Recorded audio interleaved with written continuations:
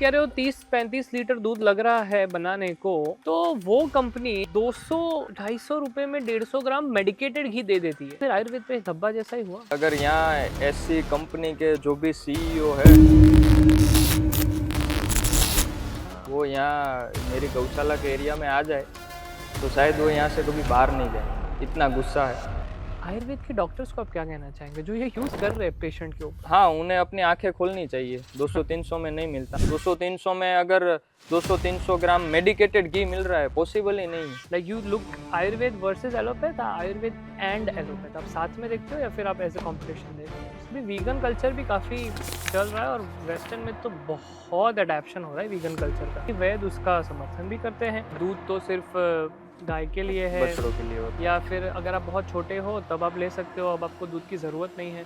तो vegan culture के बारे में आपका क्या कहना है? वीगन कल्चर वाले भी सेम है कि अगर यहाँ गौशाला में अगर आ जाए हमारे यहाँ। पहले तो हमारे दर्शकों को बताइए पंचगव्य है क्या और उसका कोई मेडिसिनल इम्पोर्टेंस है?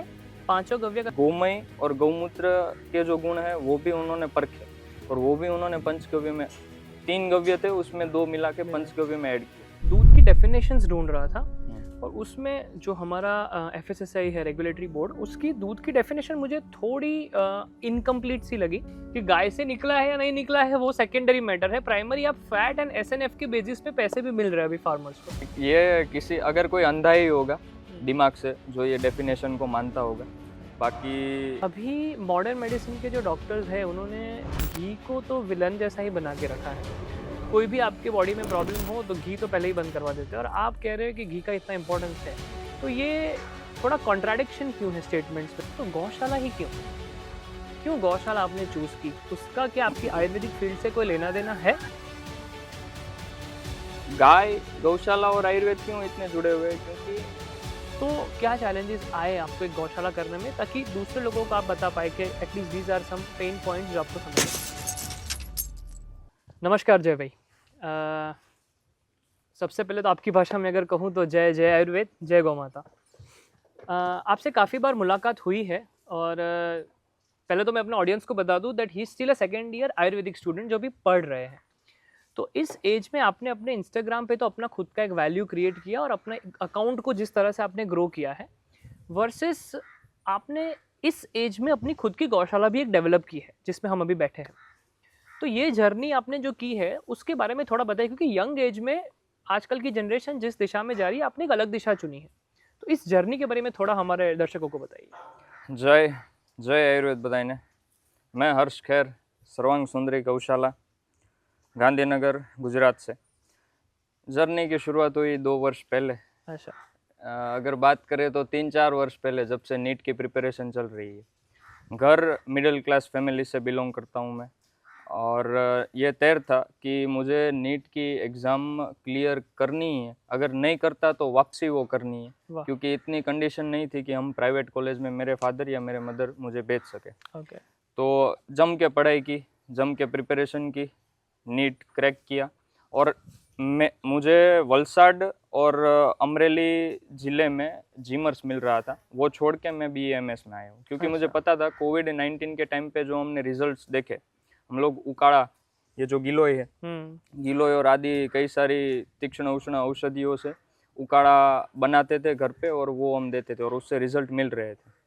तो इसी से नक्की कर लिया था कि भाई नहीं, जाना है तो आयुर्वेद करना है। लेकिन फिर भी अंदर एक मोटिवेशन बचपन से ये था कि इंडियन एयरफोर्स NDA में जाना है। अच्छा। तो 6 महीने ए ग्रुप लिया, ए ग्रुप में पढ़ाई की, मैथ्स पढ़ा, फिर समझ में आया कि नहीं, ये जो मेरा इंटरेस्ट है वो बायोलॉजी में है।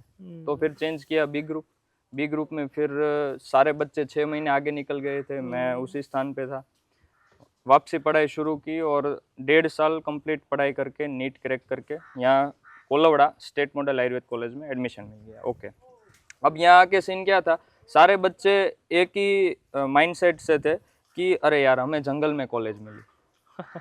तो ये एक माइंडसेट नहीं होना चाहिए। अगर आयुर्वेद की कॉलेज है तो वो जंगल में ही अच्छी दिखती है, क्योंकि आपको औषधि आराम से मिल जाती है, इजीली अवेलेबल हो जाती है। तो एज अ अपॉर्चुनिटी इसको लेना है।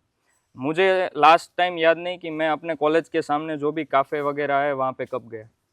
वहाँ से सीधा जैसे 5 बजे कॉलेज से छूटते डायरेक्ट बाहर जाता था, कई सारे मंदिर है, कई सारे पेड़ है, उसके नीचे बैठ के पढ़ाई करना। और ये सिर्फ बोलने की बात नहीं है महर्षि भाई, मैं पिछले 1.5 साल से गया हूँ, तभी ये पूरा इंस्टीट्यूट यहाँ पे खड़ा हुआ है खुद के दम पे। वाह। हालांकि इसके पीछे भी बहुत सारे लोग हैं, लेकिन आर्थिक रूप से जो शुरुआत हुई वो मेरे से हुई। और बस यही से कार्यक्रम शुरू हुआ। 1.5 साल आज हो गए, और वीडियोस बनाते बनाते सारा कुछ करते करते। लेकिन वो स्पार्क हुआ तब जब मेरे फादर ने मुझे बोला गाड़ी में आते आते कि तू क्यों ना वीडियो बना, ऐसा तू मतलब सिर्फ 5 बजे के बाद पढ़ाई करता है ठीक है, लेकिन आज का ज़माना सोशल मीडिया का है, तो जो कुछ भी पढ़ता है वो वीडियो पे डाल। तो वहीं से इंस्टाग्राम अकाउंट बनाया, और फिर आज। तो एक जो डॉक्टर की इमेज रहती है सबके दिमाग में, जब आपने भी सोचा होगा कि डॉक्टर बनना है, या आपने अपने रिलेटिव्स को किसी को बताया होगा कि जो डॉक्टर की इमेज है, वाइट कोट, बड़े बड़े hospital, surgeon, OPTs and all, उसमें आपने एक आयुर्वेदिक चुना। तो आपने जैसे बताया कि पहले तो आपको एनडीए में जाना था, तो वहाँ से क्लिक कैसे हुआ? क्योंकि आपने बताया कि बायोलॉजी है, तो आपके पास दोनों ऑप्शंस थे, आप एमबीबीएस भी कर पाते या बीएमएस भी कर पाते, तो आयुर्वेद में ही जाने का क्यों निर्णय लिया? ऐसा क्या स्पार्क था? अगर आप अपने परिवार से थोड़े बहुत भी आध्यात्मिक तौर से जुड़े हुए हो, तो वहाँ से एक मोटिवेशन मिलता है कि कौन सी फील्ड चूज़ करनी है। अब जैसे कि मेरे फादर ही बीएमएस से है, वो भी वैद्य है, उन्होंने 2000 से भावनगर सेठ जेपी से क्लियर किया बीएमएस, तो वहीं से थोड़ा बहुत आयुर्वेद के बारे में पता था। और वैसे भी देखो अपनी उतनी कैपेसिटी है नहीं, मैं खुला ही बताता हूँ, मैं 650-700 मार्क ला के प्योर गवर्नमेंट एमबीबीएस कॉलेज ले सकूँ, मुझे पता था मैं नहीं ले सकूँगा, और अच्छा हुआ कि नहीं ले सका, तभी तो यहाँ 8 लाख की जनता के साथ खड़े हैं। तो ये वाइट कोट वगैरह अभी भी मैं मानता नहीं, अपने बीएमएस में भी ये बहुत एक भद्दा कल्चर है, बैड कल्चर मैं बोलूँगा, क्योंकि ये हमारी कॉलेज में अगर हम मानते हैं कि अपनी आयुर्वेद कॉलेज है तो ये झब्बे लेंगे की सिस्टम होनी चाहिए। लेकिन अभी भी सभी बच्चों को क्यों, क्योंकि एमबीबीएस मिला नहीं, या तो होम्योपैथी या आयुर्वेद में आए हैं, तो वो अभी भी उनको जो वाइट कोट है वो तो जाता ही नहीं। मैं कभी पहनता नहीं, अगर सिस्टम में पहनना पड़ता है तो पहनता हूँ, बाकी कभी मेरे वीडियोस में आप वाइट कोट नहीं देखेंगे। और वो अंग्रेजों की सिस्टम है, मैकोले की सिस्टम है, हमारे ये जब्बे लेंगे की सिस्टम है, तो हम इसी में बेहतर है और अच्छे दिखते हैं। वाह।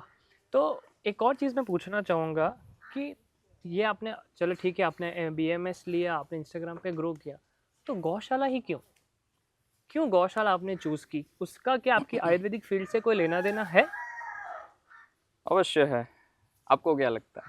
हम वही आपसे पूछ रहे हैं, क्योंकि हम बैठे ही इतनी अच्छी जगह पे है, तो शायद कुछ रिलेशन होगा, तो थोड़ा आप उसके बारे में बताइए। अवश्य है, अवश्य है। जैसे कि सबसे पहले शुरू करते हैं दूध से। क्षीर, महर्षि चरक ने, महर्षि वाग्भट ने, महर्षि चरक 3-4 हज़ार साल पूर्व, महर्षि वाग्भट 1.5-2 हज़ार साल पूर्व, 8 प्रकार के घी दोनों ने अपनी संहिता में बताए। दोनों ने 8 प्रकार के क्षीर, दूध दोनों ने अपनी संहिता में बताए। अच्छा। और गाय, गौशाला और आयुर्वेद क्यों इतने जुड़े हुए? क्योंकि भैंस का क्षीर बताया, क्षीर माने मिल्क, दूध। घेटे का, अजा का मिल्क बताया, अवी का मिल्क बताया, अवी यानी घेटा, अजा यानी गोट। ओके। ऊंट का मिल्क बताया, घोड़े का मिल्क बताया, हाथी का मिल्क बताया, गधे का मिल्क बताया। लेकिन एट द एंड गाय के जो दूध है, गाय के दूध के अंदर के श्लोक के अंदर बहुत सारे, सभी के श्लोक के अंदर उन्होंने गुण लिखे हैं, लेकिन जो गाय का श्लोक है उसी में उन्होंने रसायन शब्द का उपयोग किया है। रसायन मानी एंटी एजिंग। अच्छा। तो इसीलिए ये जुड़ा हुआ है। अब आयुर्वेद क्या करता है कि वो आपकी एज को रोकता है। आयुर्वेद का जो प्रयोजन है उसका यही कहना है कि स्वस्थस्य स्वास्थ्य रक्षणम, आतुरस्य विकार प्रशमनम च। तो स्वस्थस्य स्वास्थ्य रक्षणम का अर्थ क्या हुआ कि स्वस्थ व्यक्ति को स्वस्थ का स्वास्थ्य का रक्षण करना है। तो एट द एंड ये जो दूध है, ये जो घी है, वही तो, वो भी तो वही करता है।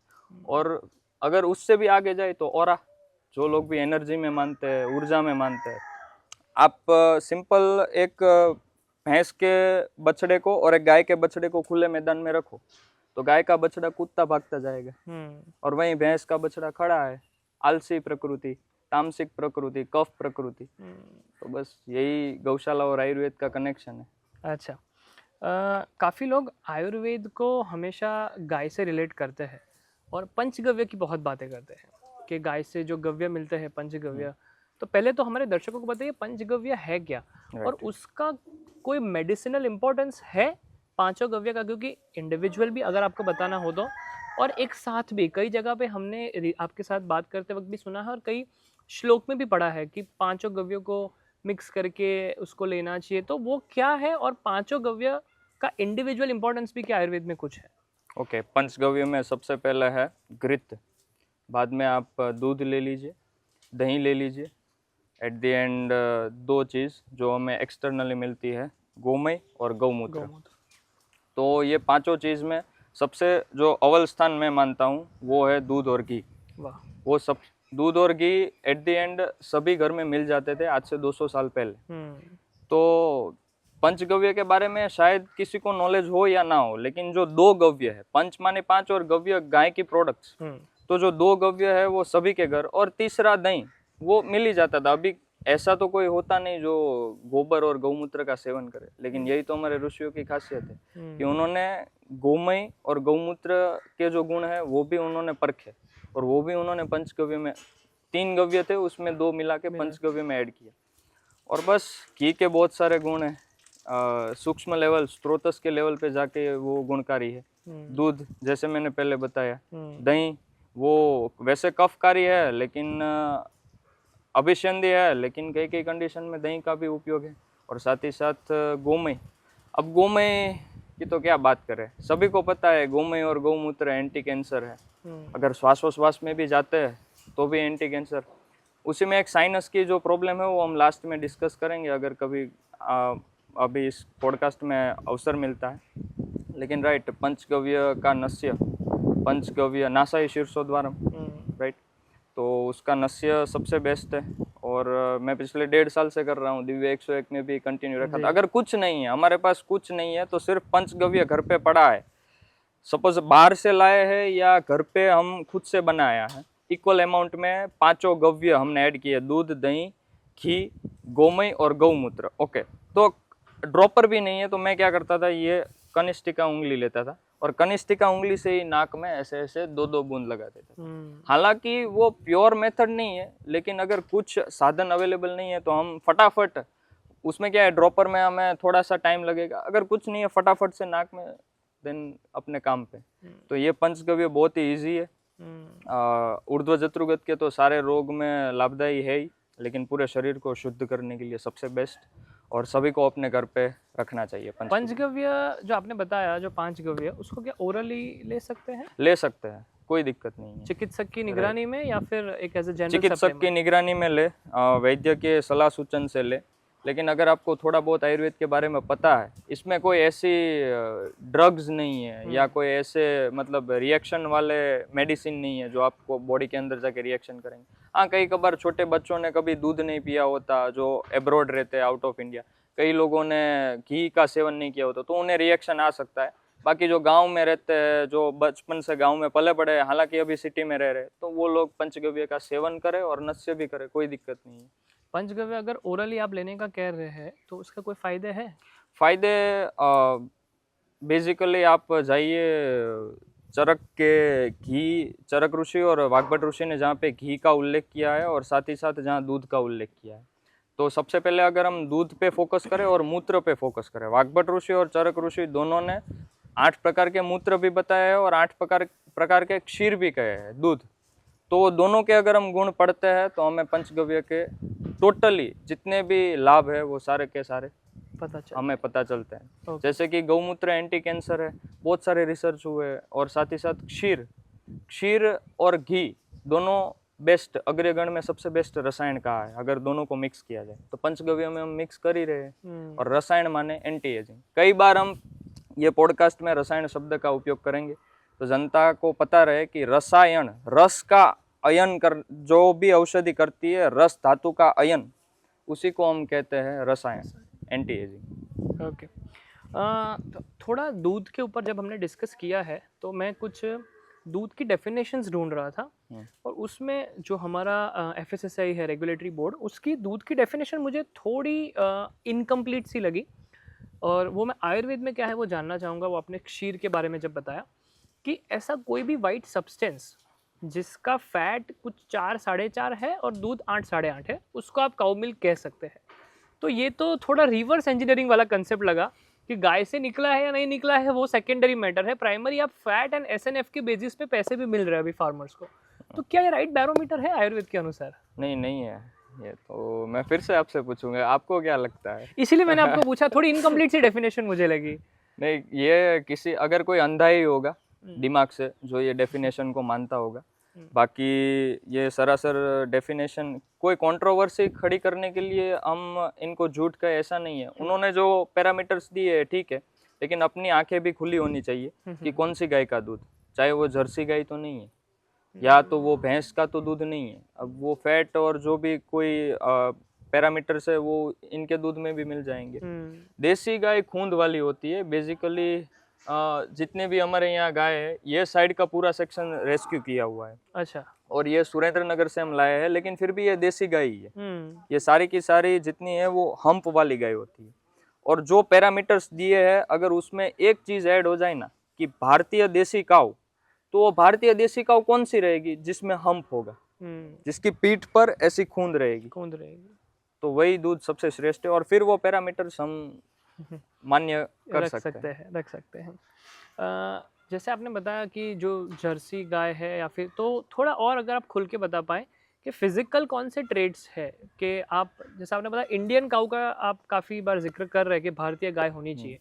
सबसे पहले तो क्या कहीं शास्त्रों में है कि शास्त्र में क्या है, भारतीय गाय या इंडिजीनियस गाय या इंडियन ब्रीड की गाय होनी चाहिए, ऐसा है कहीं शास्त्र में? शास्त्र में जैसे कि गौअंक करके एक बुक है, साथ ही साथ वाग्भट ऋषि की अष्टांग हृदय संहिता और चरक ऋषि की चरक संहिता, इसमें उन्होंने गाय के दूध, घी, गौमूत्र वगैरह का उल्लेख किया है, लेकिन कहीं ऐसा नहीं लिखा है कि हम्प वाली होनी चाहिए ये वगैरह। लेकिन उसके लिए गौ अंक करके बुक है, तो उसमें एग्जैक्टली बताया है कि हमारी भारतीय देसी नस्ल कौन कौन सी है। अच्छा। और कितनी है? अराउंड 30+ हमारे यहाँ नस्ल थी, अभी कम बची है, शायद उससे भी ज्यादा भूतकाल में रही होगी। लेकिन अभी सपोज हम गुजरात में रह रहे हैं स्थानिक, तो गुजरात की नस्ल की बात करें तो एक तो ये है गिर, ये प्योर गिर नस्ल है। और बाकी एक जो उत्तर गुजरात में मिलती है वो है कांकरेज। तो दोनों अपनी इंडिजीनियस भारतीय प्योर देसी गौ माता है। इनके हम्प आपको दिखेंगे। अगर आप सोरठ प्रदेश में जाए तो लाल गाय, लाल माने गिर गाय। और देखिए, मैं वो भी क्लैरिफिकेशन करना चाहूँगा कि जो देसी गाय है, हम यहाँ गुजरात में देसी गाय कैसे बोलते हैं, इस पे मैंने एक बहुत ही पढ़े लिखे सर जी का इंटरव्यू सुना था और उन्होंने समझाया था कि उत्तर गुजरात में मिलने वाली कांकरेज, और वो जनरली वाइट रहेगी, कलर तो फिर ब्लैक, काबरो, ये सब कलर रहेंगे, लेकिन जनरली वाइट कलर। और जो बीच में सुरेंद्रनगर, विरमगाम, लखसर का एरिया है, वहाँ देसी गाय। वैसे कांकरेज भी देसी है, देसी हम किसे बोलते हैं? जो इंडियन है वो इंडियन है, राइट। लेकिन फिर भी एक हमारे जहाँ पे मेरा बर्थ हुआ है सुरेंद्रनगर के अंदर, वहाँ एक अलग ही ब्रीड है जो गिर के साथ और कांकरेज, आप दोनों का मिक्सचर कह सकते हो। अच्छा। वो संकर ब्रीड है नहीं, लेकिन इसे हम देसी गाय कहते हैं। लुक में प्रॉपर गिर की तरह दिखती है, लेकिन सूखे प्रदेश में जन्मी हुई है, लाइक कांकरेज। तो उसमें दोनों के गुण हैं। इसलिए मैं सभी को कहूंगा कि जो भी लोग गौशाला का सोच रहे हो और गाय रखना चाहते हैं, तो वो सुरेंद्रनगर, विरमगाम, लखतर आदि जो प्रदेश है, वहां से देसी गौ माता लेके आए। क्यों? क्योंकि उसके अंदर कांकरेज की भी क्वालिटी है और गिर की भी क्वालिटी है। दोनों साइड जो उत्तर और सौराष्ट्र से जो मिक्स होके आई है वो ये है देसी ब्रीड। लगती गिर गौ माता की जैसी है और अंदर की जो शक्ति है, अंदर की जो इम्यूनिटी है, वो कांकरेज की जैसी। तो दोनों गुण हमें मिलते हैं। तो थोड़ा आपने जो मिल्क के बारे में बताया, तो काफ़ी कंट्रोवर्सी चल रही थी। अभी फसाई ने भी A2 को मार्केटिंग नहीं करना है ऐसा रूल निकाला था, फिर वापस 6-8 दिन में उन्होंने चेंज भी कर दिया था। तो ये A1 A2 के बारे में थोड़ा बताइए कि अभी ये जो चल रहा है मार्केट में कि A1 अच्छा नहीं है, A2 अच्छा है, ये सब क्या है ओरिजिनल में? महर्षि भाई, A1 A2 basically protein chain है। A1 chain, A1 protein chain और A2 प्रोटीन चेन हमारे शरीर में जाके, वो सपोज A1 तो जर्सी गाय की प्रोटीन चेन, HF गाय की, हाइब्रिड गाय की प्रोटीन चेन, और A2, राइट। और A2 जो है वो जितने भी अपनी भारतीय देसी गौ माता है उनके मिल्क की जो प्रोटीन चेन है, उसे नाम दिया है A2। वो हमारे बॉडी में जाके जिस प्रकार से टूटती है, उसी प्रकार उसे फाइबर गेट किया है A1 और A2। लेकिन जनरली मैं ये मुद्दा, आप अगर आपकी आंखें खुली है तो A1 A2 मत देखो, आप देसी गौ माता देखो, भारतीय गौ माता देखो, वही सबसे श्रेष्ठ रहेगी। वही सबसे श्रेष्ठ पद्धति है कि कौन सा दूध सबसे श्रेष्ठ रहेगा। A2 ठीक है, आप गिर गाय सामने आएगी, A2 नाम सुन के कांकरेज गौ माता सामने आएगी, लेकिन उस पर ज्यादा ध्यान फोकस नहीं करना है। जिस गाय के पीछे हम्प है, जो गौ माता अगर शांत है तो वो हमारी गिर गौ माता, लाल रंग जो वाइट है, जिनके सींग बड़े बड़े हैं और जो एकदम तीखी है, वो हमारी कांकरेज गौ माता। और मेन जो है वो हम्प है। अगर हम्प है मानी अपनी देसी गौ माता है, भारतीय प्योर नस्ल में ही हम्प रहता है। बाकी जितनी गौ माता है एब्रोड की, वो सब उनके फ्लैट शरीर रहते हैं, फ्लैट वर्टिब्रा। तो चलिए, आजकल तो अभी डेयरी से हमें मिल्क मिल रहा है, हमको नहीं मालूम वो गाय का है, भैंस का है, ऊँट का है या किसी का है, हमको नहीं मालूम। लेकिन अगर मानो A1 एक बच्चा या एक इंसान पी रहा है और एक A2 पी रहा है, कुछ आएगा बॉडी में चेंजेस या फिर डेफिनेटली फर्क नहीं बहुत पड़ता? सारा चेंजेस। अच्छा। और ये टॉपिक पे तो बात होनी ही चाहिए, 100% होनी चाहिए। क्यों? क्योंकि इनका जो हम्प है वो प्रभु ने ऐसे ही नहीं दिया, ये हमारे ऋषियों की देन है। हमारे ऋषियों ने क्यों ये गौवंश को बचा के रखा अभी तक। पता नहीं भूतकाल में जब कभी कभार मैं आंखें बंद करके बैठता हूँ तो ये पूरा दृश्य सामने आता है कि कितना बड़ा गौवंश होगा। अभी तो बहुत छोटा सा बच्चा है, फिर भी बड़ा लगता है। तो आज से 1000 वर्ष पूर्व कितने बड़े, हर घर पे अपनी गौ माता रहेगी। कुछ राजाएं अपनी बेटी को ब्याहते वक्त दान भी देते थे, ऐसा देते सुना थे है? 100%। और गौधन होता था, गोधन बोलते थे। उस टाइम। ये पैसे वगैरह तो ठीक है, लेकिन गौधन भी होता था। आज अपने पास 20 से 25 गौ माता है तो हम भी गर्व से कह सकते हैं कि हमारे पास भी गौधन है। बात रहती है कि जर्सी और देसी गौ माता के दूध जो छोटे बच्चे पिएंगे तो क्या चेंजेस रहेंगे। जो हम्प प्रभु ने दिया है ये भारत भूमि की गौ माता को, उसमें सूर्य नाड़ी है। और गिर गाय जो है वो स्पेसिफिकली जब खा लेती है तब तो वो तड़के में बैठती है, सनलाइट में बैठती है। क्यों बैठती है? वो ऐसे ही, मतलब उसको शौक नहीं है वहां बैठने का। वर्षों से, हजारों वर्ष पूर्व उसके अंदर एक ऊर्जा है कि सूर्य नाड़ी के द्वारा वो सन की एनर्जी ग्रैस्प करती है और वही सूर्य तत्व अपने दूध में लाती है और वो सुवर्ण तत्व में बदल जाता है। अब ये हमें कहीं प्रूव करने की जरूरत नहीं और हमें करना भी नहीं है प्रूव कि उसके दूध में सुवर्ण तत्व है कि नहीं। लेकिन उसका दूध, गाय का दूध ही एक दूध है जो लाइट येलोइश आपको दिखेगा। और वो प्रूव हो या ना हो, सूक्ष्म रूप में हम तो मानते ही है और हम रोज सुबह शाम पीते हैं, कुछ भी टेंशन किए बिना। कच्चा दूध 1 लोटा 2 लोटा जितना भी आप दो, हम देसी गौ माता है तो पी लेंगे। जर्सी है तो हम रखने को भी तैयार नहीं है। हाँ, अगर कहीं पे पीड़ा हो रही है तो हम उसकी सेवा करने के लिए तैयार है, लेकिन हमारा जो भारतीय देसी गौवंश है उसी का हम संवर्धन करेंगे। मैं वो बात थोड़ी मैं पूछने वाला था आपको कि वो जो खा रही है घास, उसमें कोई सुवर्ण तत्व नहीं है, वो जो पानी पी रही है उसमें कोई सुवर्ण तत्व नहीं है, तो बॉडी में कुछ तो होता होगा, राइट, जिससे उसके गौमूत्र में, क्योंकि कुछ रिसर्च शायद जामनगर यूनिवर्सिटी की थी कि उसके गौमूत्र में भी कुछ स्वर्ण पदार्थ थे, 100% दूध में थे स्वर्ण पदार्थ।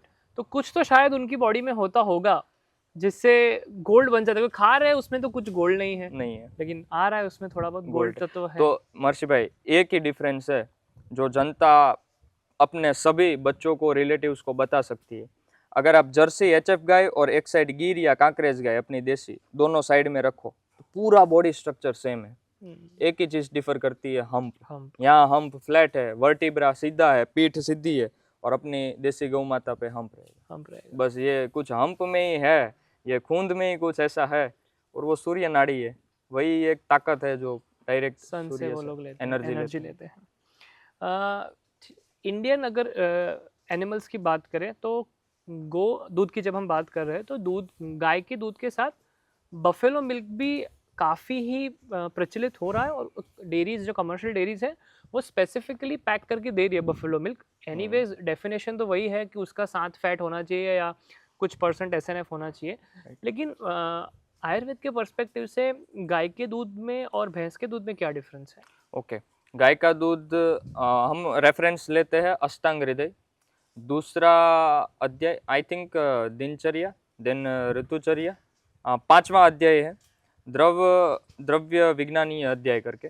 उसमें सभी प्रकार के मूत्र, सभी प्रकार के क्षीर, 5 प्रकार के लवण और भी 5 प्रकार के लवण, टोटल 10 प्रकार का लवण माने सॉल्ट। अलग अलग जितने भी वर्ग है वो इक्षु वर्ग, लवण वर्ग, क्षीर वर्ग, मूत्र वर्ग, ऐसे वाग्भट ऋषि ने सभी को पढ़ना चाहिए। आनंद आएगा कि अच्छा इतने प्रकार के दूध भी है, इतने प्रकार के मूत्र भी है जो काम में आते हैं, उस सभी के ऊपर श्लोक है। तो उसमें से बेसिकली जो गाय का दूध है वो और भैंस का दूध, डिफरेंस यहाँ पड़ता है। एक तो मैंने सबसे पहले बताया रसायन, राइट। तो गाय के दूध का जो श्लोक है उसमें रसायन शब्द का प्रयोग है। बाकी 7 टोटल 8 प्रकार के दूध, गाय का दूध साइड में रखे और 7 प्रकार के दूध यहाँ रखे, किसी के श्लोक में रसायन शब्द का उपयोग नहीं है। रसायन माने पहले ही बात हुई रस का अयन, एंटी एजिंग प्रॉपर्टी, तो वो है गाय के दूध में।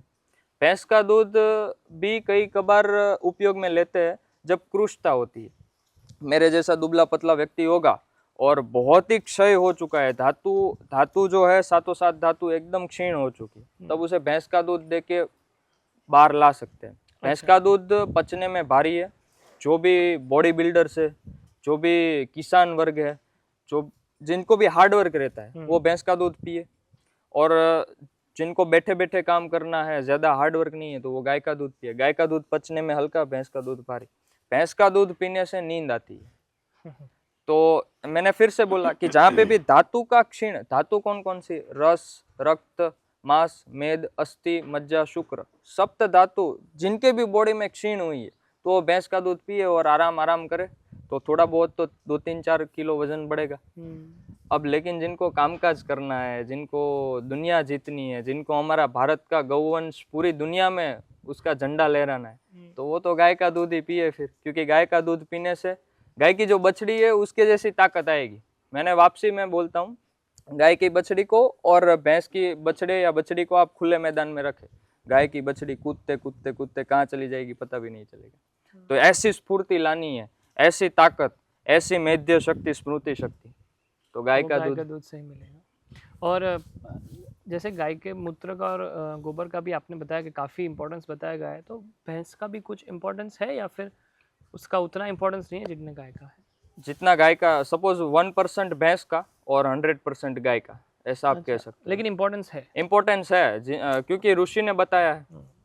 ऋषि ने तो श्लोक लिखा है भैंस के दूध पे, तो हम उसे नकार नहीं सकते, लेकिन श्रेष्ठ गाय का दूध है।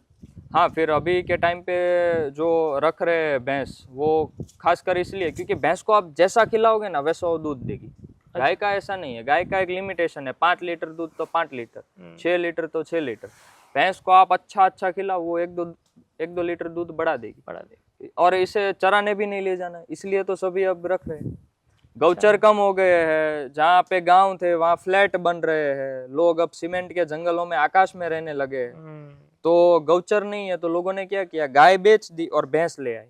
घर पे रखो, कहीं बाहर निकालने की जरूरत नहीं, अच्छा खिलाओ, अच्छा दूध मिलेगा। 1 लीटर घर पे रखो, बाकी का जो 8-9 लीटर निकला है वो आप डेयरी पे दे आओ, घर बैठे इनकम। तो शायद आर्थिक लाभ की वजह से। और उसमें गलती हमारी ही है, गांव के लोगों की गलती नहीं है, हमने जंगल बनाए सीमेंट इसलिए। दूध की काफ़ी डिस्कशन हुई। नेक्स्ट जो मैं टॉपिक लेना चाहूँगा, घी का थोड़ा डिस्कशन करते हैं, क्योंकि घी मुझे किसी वैद्य ने ही बताया था आपके जैसे कि घी, तेल और हनी, मध, ये 3 ऐसे आयुर्वेद के पॉइंट्स है जो बहुत एडल्ट्रेटेड है और बहुत कमर्शलाइज्ड भी है। और इतनी बड़ी रेंज में उसके प्राइसेस वेरी करते हैं, तो इसलिए मैं ये टॉपिक लेना चाहूँगा कि पहले तो घी के बारे में थोड़ा बताइए और घी बनाते कैसे है, ओरिजिनल मेथड, आयुर्वेद क्या कहता है, घी चीज़ क्या है अकॉर्डिंग टू आयुर्वेद। ओके, घी संस्कृत शब्द, आयुर्वेद का शब्द है घृत। और बनाना कैसे है, जो हमारी देसी पद्धति है, सभी को अपने घर में जो माँ है, मम्मी है, और अपने बा दादी, बस जो बा से पद्धति आ रही है वही श्रेष्ठ है। कोई भी कंपनी का मैं नाम नहीं लूँगा, लेकिन 600-700 रुपीज़ में जो घी मिलता है वो श्रेष्ठ नहीं है, वो एकदम ही आपको बेवकूफ़ बनाने की बात है। अच्छा। और बनाना कैसे है, दूध है, सपोज हमारी गौशाला पे हमने अपने यहाँ अभी 4 गौ माता ऐसी है जो दूध देने वाली है, बाकी सारी गौ माता रेस्क्यू की गई है। और प्लानिंग यही है कि हम जो अर्न करते हैं उसमें से थोड़ा थोड़ा भाग ऐसी भी गौ माता को मिले जहाँ से कोई अपेक्षा ना हो। तो जो 4 दूध देने वाली गौ माता है, अभी हमारा 35 लीटर, हम वो कपासिया खोड़ आता है वो नहीं देते गौ माता को। मैं चना चूरी लाता हूँ, गेहूँ का भूसू, मकई का भूसू और बाजरा, ये 4 चीज़ देते हैं, और मूंगफली की पापड़ी, और साथ ही साथ 1-2 औषधियाँ। इस प्रकार से पूरा एक सुबह और शाम का रूटीन तैयार करके देते हैं। तो 35 लीटर दूध से 1 किलो घी बनता है। 35 लीटर दूध में आप छाछ डाल के उसको जमा दे दही के लिए, दूसरे दिन दही हुआ, अच्छे से ठंडा करें, मक्खन निकाले, मक्खन फिर गरम करे लोहे के जो कोई भी बर्तन में, चूल्हे पे, और 35 लीटर दूध हमने जितना भी काउंटिंग किया है, या 34, 35 या 36 लीटर दूध से 1 kg घी बनता है। और जिनको भी आना है अवश्य आए, यहाँ देखे कैसे 35 लीटर से 1 किलो घी बनता है। सपोज मैं 100 रुपये लीटर गाय का दूध बेचूँ तो 3500 रुपये तो वही हो गए। तो अगर आप 600, 700, 1500, 2000 में घी लाते हैं तो आप समझ लीजिए कि वो एडल्ट्रेशन वाला ही है, प्योर अभी नहीं मिलेगा। आपको घर पे गाय रखनी पड़ेगी तभी मिलेगा, या आपको थोड़ा अपने बजट से बाहर जाके ज़्यादा पैसे देके अच्छी गौशाला में जहाँ सही पद्धति से घी मिलता है, 3-4 हज़ार का घी होगा तो ही वो आप समझ सकते हैं कि वो ऑथेंटिक होगा। जैसा आपने घी का थोड़ा प्रोसेस हमें समझाया, तो फिर मार्केट में जो आप काफ़ी बार उल्लेख कर रहे थे 600 रुपये, 700 रुपये, तो पहले तो वो मतलब घी नहीं है आपके हिसाब से, और अभी मॉडर्न मेडिसिन के जो डॉक्टर्स हैं उन्होंने घी को तो विलन जैसा ही बना के रखा है। कोई भी आपके बॉडी में प्रॉब्लम हो तो घी तो पहले ही बंद करवा देते हैं, और आप कह रहे हो कि घी का इतना इंपॉर्टेंस है। तो ये थोड़ा कॉन्ट्राडिक्शन क्यों है स्टेटमेंट्स में, दोनों पेथीज में? उसके बारे में अगर आप थोड़ा बताना चाहें। डायरेक्ट उदाहरण लेते हैं वैद्य पांचाभाई दमाणिया, ओके। मेरे गुरु समान। ऊना गुजरात में सोमनाथ से अराउंड 50 से 55 किलोमीटर, वहाँ आरोग्य मंदिर में वो प्रैक्टिस करते हैं सालों से। और अगर उनके बारे में कोई ऐसा वैसा भी मेरे से बोला जाए तो मुझे क्षमा करे, लेकिन मैं वहाँ 6 दिन रुका हूँ जब मेरे 1.5 लाख फॉलोअर्स थे तब। तो वहाँ बहुत सारे प्रकार के घी है, और हमने जो बनाए वो था अस्थि श्रृंखला घी, और बाकी कमल का भी घी हम बनाने जा रहे थे, लेकिन तब हमको जाना पड़ा तो वो एक अधूरा रह गया था। लेकिन अस्थि श्रृंखला घी मैंने पूरा अपनी आंखों से फर्स्ट टाइम इन लाइफ देखा कि घी, औषधीय युक्त घी कैसे बनाया जाता है। यहाँ तो अभी हमने सिंपल घी की बात की, लेकिन ऐसी ऐसी औषधि को घी में सिद्ध करके हमारे ऋषियों ने कहा है, जिस पद्धति पे पांचाभाई दमणिया सर जी चल रहे हैं, और उनके यहाँ शंख पुष्पी घृत, अस्थि श्रृंखला घृत, फल घृत, बहुत सारे प्रकार के घी अभी वो अपने खुद से यहाँ बना रहे हैं। सपोज शंख पुष्पी घी, तो शंख पुष्पी हमारा जो ये एरिया है कोलवड़ा का, मेरे सुरेंद्र नगर में भी बहुत सारी शंख पुष्पी मिलती है। सपोज मान लो ये ग्राउंड है, तो यहाँ ऐसे रेंगती हुई वो उग जाएगी। अच्छा। और उसके ऊपर छोटे छोटे व्हाइट फूल रहेंगे। तो वैसे हम पंच अंग यानी 5 पूरा प्लांट ले सकते हैं, फूल, पत्ते, मूड, फिर उसके स्टेम, साथ ही साथ अगर उसके फ्रूट आए तो वो भी ले सकते हैं। जनरली शंख पुष्पी के फूल ही हमने देखे, तो वो पंचांग को घी में डाल के फिर उसे सिद्ध करते हैं। अच्छा। 1-2 दिन की प्रोसेस है। इसी प्रकार अस्थि श्रृंखला जॉइंट पेन के लिए, नाम से ही पता चलता है, अस्थि मानी बोन्स, श्रृंखला इसकी जो पूरी एक बेल आती है, तो उसको भी, उसका जो अंदर का पल्प रहता है वो हमने निकाल के फिर घी में उसका पेस्ट बना के घी में डाल के फिर उसे सिद्ध किया था, उबाला था।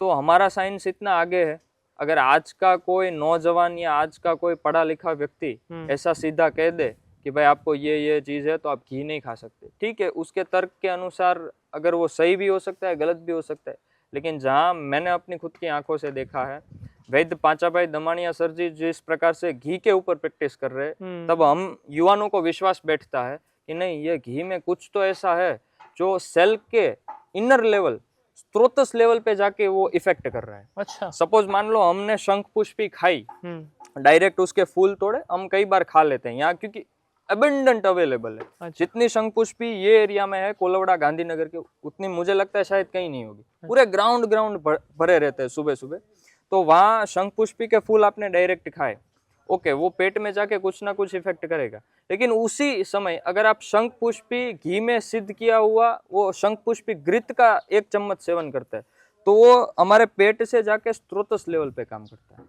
माइक्रो लेवल पे, राइट। स्त्रोतस सभी चैनल्स है, वेन्स ले लो, आर्टरीज ले लो, और उसके भी जो माइक्रो लेवल, सेल लेवल, जो सबसे बेसिक यूनिट है ह्यूमन लाइफ, ह्यूमन बॉडी का, वहाँ जाके वो घी काम करता है और रिजल्ट भी मिलता है। हम किसी का कटाक्ष नहीं करेंगे, जो अपनी धरा लेवल पे जो कोई भी कर रहा है वो करते रहे, भगवान उनको सद्बुद्धि दे। लेकिन हमने जहाँ तक देखा है, घी नॉर्मली तो इतना इम्पैक्टफुल है ही, लेकिन उसमें हमारे ऋषियों ने औषधि युक्त घी का भी उल्लेख किया है, बहुत सारे घी, और अद्भुत रिजल्ट है। कोई कुछ भी बोले, हमें तो इस पे विश्वास है और हम करते रहेंगे, और एक दिन पूरे भारत को गौ माता का घी, देसी गौ माता घी पहुंचाएंगे, बस यही प्लानिंग है। तो फिर जो मॉडर्न मेडिसिन के डॉक्टर्स ने जो विलन बना के रखा है, शायद जितना मैं समझा वो शायद कमर्शियल घी होगा, 100%। जो डेयरी से मिलता है, या फिर जो, क्योंकि टू बी ऑनेस्ट मैंने कहीं घी के फूड टेक के स्टूडेंट से भी बात की थी, वो लोग ये कहते हैं उनको जो घी बनाने की प्रोसेस बताई गई थी वो क्रीमिंग वाला था, और आप कुछ अलग प्रोसेस कह रहे थे। राइट, आप जो दूध है अपना, उसकी जो मलाई रहती है उससे भी घी बन सकता है डायरेक्टली, तो वो एकदम इजी प्रोसेस है और सस्ता प्रोसेस भी है। लेकिन वो दही जमाना, मक्खन, और फिर उसमें से घी एक्सट्रैक्ट करना, ये महंगा है और टाइम कंज्यूमिंग भी है। ऑथेंटिक कौन सा? ऑथेंटिक तो यही वाला मक्खन से जो वाला। निकलता है, जो क्योंकि शास्त्रोक्त भी पुराना है? शास्त्रोक्त भी है, और साथ ही साथ मैं तो यही मानता हूँ कि मेरी दादी जो बनाती है वो शास्त्रोक्त है। मेरी दादी ने कभी मलाई से घी नहीं निकाला, वो मक्खन बना के घी निकालती है, तो बस वही शास्त्र शायद है। ये भी यशोदा मैया भी यही करती थी। सबने यही देखा 100%। डेफिनेटली। तो फिर अगर ये टॉपिक छिड़ा ही है तो let me address the elephant in the room also.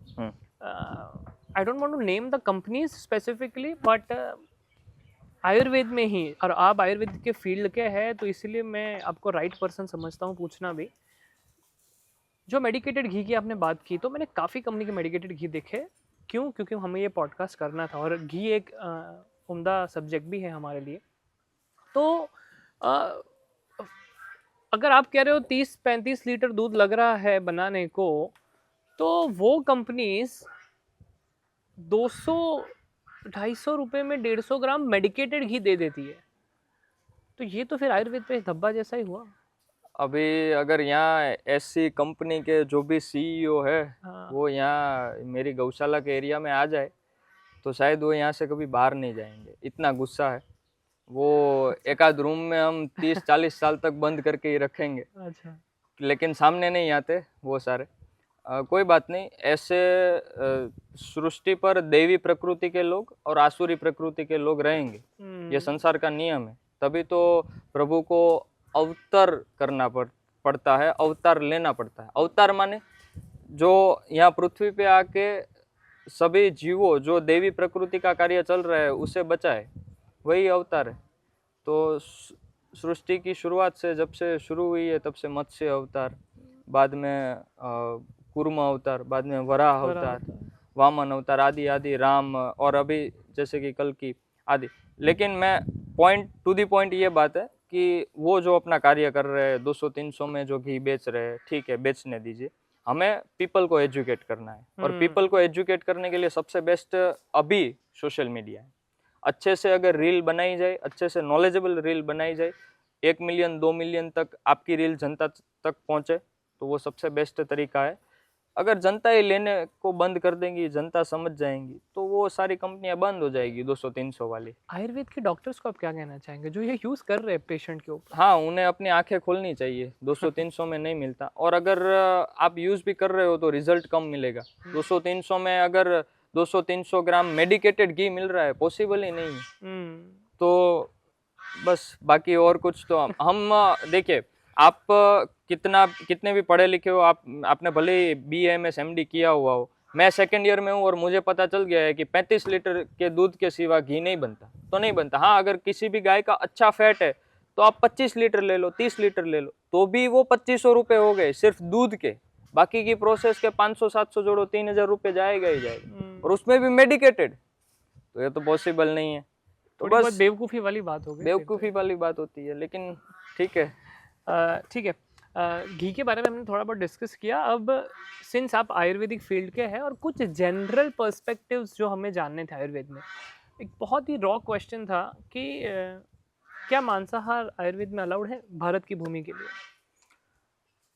हाँ, मुझे बहुत प्रश्न आया है, क्योंकि जब भी हम अष्टांग हृदय पढ़ते हैं तो उसमें लिखा होता है कि जो भी जिनको भी क्षय हुआ है, जो भी क्रूश व्यक्ति है, पतला दुबला व्यक्ति है, उसे मांस रस पीना चाहिए। तो ये तो भाई कैसी बात हो गई। अब आयुर्वेद जो पूरा अध्यात्म से जुड़ा हुआ है, पूरी हिंदू सनातन संस्कृति से जुड़ा हुआ है, और उसमें मांस रस की बात है। तो हमारे ऋषियों ने ये नहीं देखा, ऋषियों ने ये देखा कि लाइफ कैसे बच सकती है।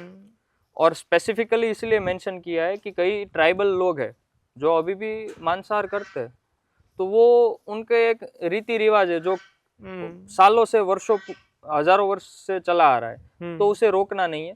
अगर वहां जंगल में वही मिलता है, सपोज मैं आपको एक सापुतारा का एक्सपीरियंस बताऊं, अभी अभी हम लोग सापुतारा गए थे, तो वहां हमने एक स्टोरी सुनी।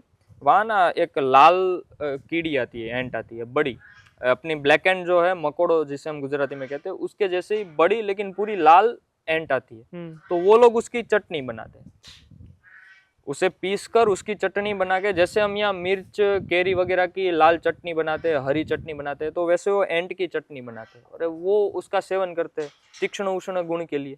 तो वो वहाँ की पद्धति, उसे रोकना नहीं है। इसी प्रकार जहाँ पर भी ट्राइबल एरियाज है, सपोज सदर्न गुजरात की कोस्ट लाइन ले लेते हैं जहाँ माछीमारो भाइयों रहते हैं, तो वो उनके बाप का धंधा है, वो पहले से चला आ रहा है। तो वहाँ उन अगर शाम को या दोपहर को वो मछली का सेवन कर रहे हैं तो वो चला ही आ रहा है, वहाँ हम उन्हें रोकने नहीं जा सकते। वो क्योंकि वो बहुत बड़ी कम्युनिटी है। अंडमान निकोबार आइलैंड में भी ऐसी ट्राइब्स है जो पूरे मांसाहार पे डिपेंड करती है। तो ऋषियों ने इस प्रकार से बताया है कि जो भी व्यक्ति जिस भी प्रांत में है, देश काल के अनुसार वो उस औषधि का सेवन करे। सपोज मैं दुबला पतला हूँ, मुझे मोटा होना है, तो ऋषि ने 10 औषधि दे दी। अब आपके प्रांत में जो जो भी अवेलेबल है, अगर आप ट्राइबल एरिया से बिलोंग करते हो और अगर आपके यहाँ मांस रस है तो आप मांस रस का सेवन करो। अगर आप ऐसे एरिया में हो जहाँ पे वो बिल्कुल ही प्रोहिबिटेड है या आपके घर से वो प्रोहिबिटेड है, तो आप वेजिटेरियन चीज वस्तु का सेवन करें, कुछ भी करें, लेकिन अपने बॉडी को स्वस्थ रखें। किसके लिए? धर्म, अर्थ, काम, मोक्ष की प्राप्ति के लिए। तो अगर वेजिटेरियन और उसकी बात आई है, तो अभी वीगन कल्चर भी काफ़ी चल रहा है और वेस्टर्न में तो बहुत अडेप्शन हो रहा है वीगन कल्चर का।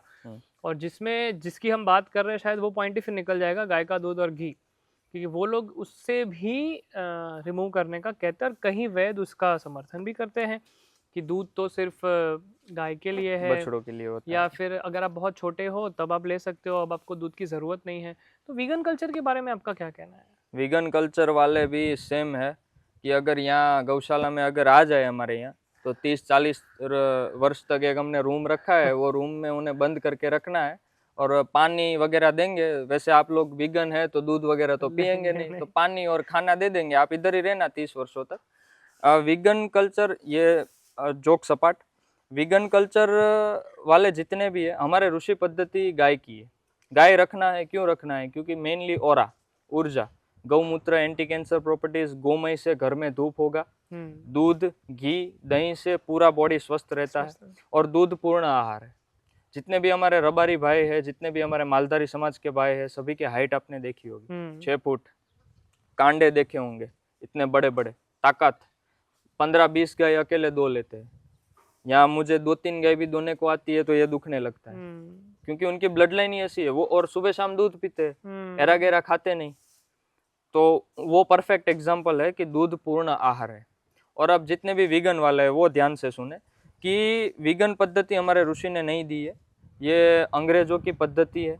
पूरी स्ट्रेटेजी चल रही है कि जो भारतीय देसी गौवंश है वो नष्ट हो जाए, और उसे नष्ट करने के लिए सबसे जो मेन हथियार है वो है वीगन। सभी लोग दूध बंद कर देंगे, दही बंद कर देंगे, तो क्या होगा कि ये नस्ल खत्म हो जाएगी, कोई रखेगा ही नहीं। ये उनका लॉन्ग टर्म प्लानिंग है। हमारे ऋषि ने ये कहा है कि आप घर पे सपोज एक गाय रखिए, तो एक गाय का जब बछड़ा जन्मता है तब वो 4 आंचल का दूध नहीं पी सकता। अगर कोई बछड़ा पी के दिखाए तो मैं पूरी गौशाला दान में देने को तैयार हूँ।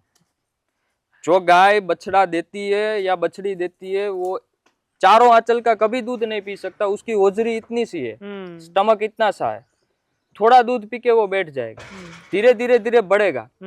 यहाँ हमने देखा है कि 15-20 दिन के बाद वो आधा आंचल पीना शुरू करता है। अच्छा। बाद में 1 आंचल, और फिर जब 2-3 महीने हो जाते हैं तब 2 आंचल। तो तब तक वो अगर दूध बाकी के 2 आंचल या 3 आंचल का दूध अंदर रखेंगे तो क्या होगा, गांठें हो जाएंगी, सूख जाएगा। गौ माता के आंचल के अंदर सूख तो जाएगा ही लेकिन गांठें भी होगी। तो ये हमें खास करके ध्यान रखना है कि ऐसी जहाँ पे कंडीशन हो कि लोग अंधा बनाने लगे, जहाँ ऋषि परंपरा भूल जाए, तो ये वापसी जो अंधा होने की बात है वही है।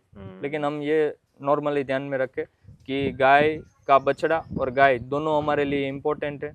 ऊर्जा स्वरूप कहो, एंटी कैंसर स्वरूप कहो, पूर्ण आहार स्वरूप कहो, लेकिन विगन हमारे कल्चर में नहीं है। गाय रखनी है, उसके बछड़े को अच्छे से दूध पिलाना है और बाकी का जो दूध बचता है वो दोहन करके हमें भी पीना है। दोहन की बात कर रहे थे तो अभी कुछ ऐसे लोग हैं जो भारतीय गाय रखते हैं या जर्सी रखते, जो भी रखे, मशीन से धोते वो लोग।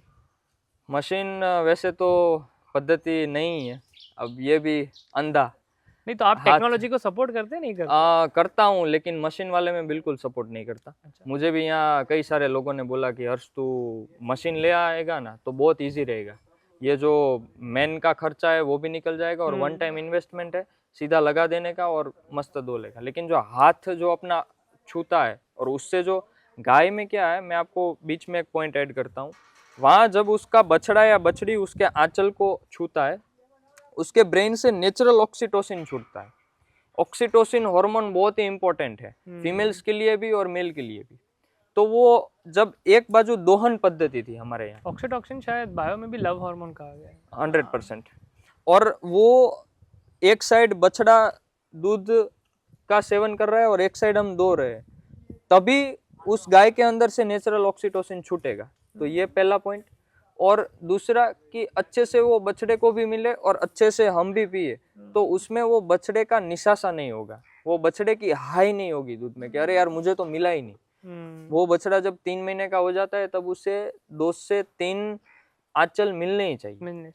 अगर नहीं देते तो भी वो खाना जब सीख जाए तो वो खाने लगेगा, तो भी कोई दिक्कत नहीं। जैसे कि हमारे यहाँ बजरंग है, अभी वो साइड खड़ा है, तो बजरंग का कैसा है कि वो अभी दूध कम पीता है लेकिन खाता सब है, तो भी वो एकदम फिट है। तो इस प्रकार से दूध, जैसे कि अभी वो वैसे 2-3 महीने का हो गया है लेकिन वो एक आंचल हम पिलाते हैं, बाद में उसे घास वगैरह, कूड़ा वगैरह या जो जोगाड़ है वो हम दे देते, तो चलता है। बाकी का 3 आंचल का दूध हमें मिलता है। तो इस प्रकार से कार्यक्रम हो सकता है।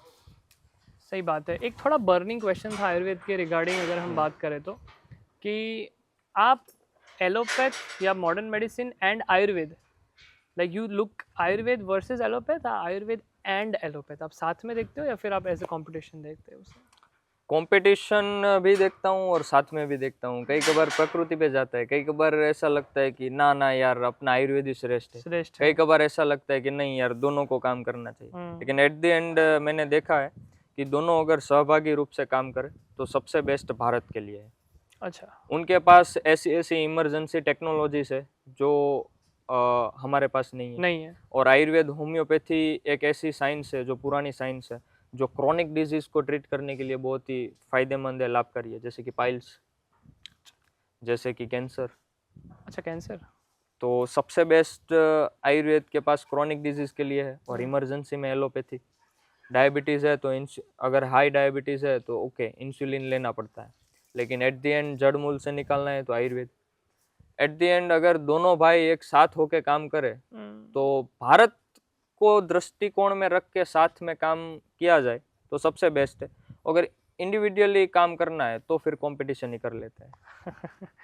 वेरी गुड आंसर, और काफ़ी डिप्लोमेटिक तरीके से आपने इसको आंसर किया, बट काफ़ी आपने इसको एज अ लॉन्ग विजन तरह से आप देख रहे हैं कि शायद अगर इंडिया को एपिसेंटर में रख के सोचा जाए, इंडिया को सोने की चिड़िया बनाना है तो एलोपैथी, आयुर्वेद और होम्योपैथी तीनों को साथ में काम करना ही पड़ेगा। परफेक्ट। गौशाला की जब हम बात कर रहे हैं, आपने इतनी सुंदर गौशाला, और हम आज उसी में बैठ के ये पूरा शूट कर रहे हैं और पीछे इतनी सुंदर गायें जब हमें दिख रही है, तो डेफिनेटली ये जो दिख रहा है उसमें काफ़ी ही आपने स्ट्रगल या चैलेंजेस आपको आए होंगे। तो शायद आपके जैसे नौजवान को अगर गौशाला करनी है खुद की, या फिर खुद का एक डेवलपमेंट करना है, मैं इसे आर्थिक दृष्टि से सिर्फ नहीं देख रहा हूँ, मैं दूसरे काफ़ी एंगल्स भी सोच रहा हूँ, तो क्या चैलेंजेस आए आपको एक गौशाला करने में, ताकि दूसरे लोगों को आप बता पाए कि at least these are some pain points जो आपको समझने चाहिए? ओके। आर्थिक रूप से तो मजबूत होना ही चाहिए, तभी तो सारे इक्विपमेंट्स गौशाला में आ सकेंगे। सबसे पहले आयरन, लोहा और कंक्रीट, ये दोनों स्ट्रक्चर बनाने हैं तो आर्थिक रूप से थोड़ा मजबूत है, लेकिन साथ ही साथ मानसिक रूप से भी मजबूत होना है। देखिए गौशाला बनाना, सपोज मैं बात करूँ, हमारे फर्स्ट ईयर की एग्जाम्स आ रही थी, 3 महीने से मुझे मनोमन चल रहा था कि यार कुछ ऐसा करना है जो दुनिया देखे, दुनिया अपने आंगन पे आए और देखे और अच्छी अच्छी ऊर्जा वो महसूस करे। तो 3 महीने पहले मैं अलग अलग जगह पे जमीन देखने जा रहा था, क्योंकि ये गौशाला के लिए? गौशाला के लिए, अच्छा। और साथ ही साथ एग्जाम भी थी। ये गांधीनगर है, एक एक बीघा 8-8 करोड़ का है, तो मैं परचेस तो कर ही नहीं पाऊंगा, पॉसिबिलिटी नहीं है, तो भाड़े पे जमीन लेनी पड़ेगी। ठीक है, ये जमीन हमने भाड़े पे ली। और जो राकेश भाई पटेल है, उनका भी इतना बड़प्पन है कि उन्होंने बोला कि मुझे कुछ भाड़ा नहीं चाहिए।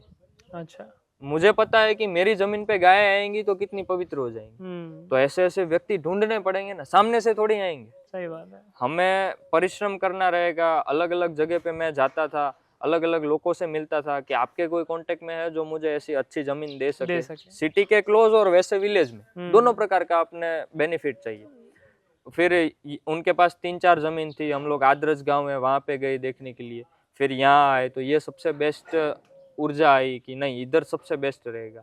फिर प्लानिंग करना कि किधर क्या बनाएंगे। अभी हमने पूरी पेढ़ी में किसी ने गाय रखी है, गौशाला नहीं देखी है। गौशाला तो सिर्फ देखने जाते थे, अपने घर पे हो ये तो पॉसिबल ही नहीं है।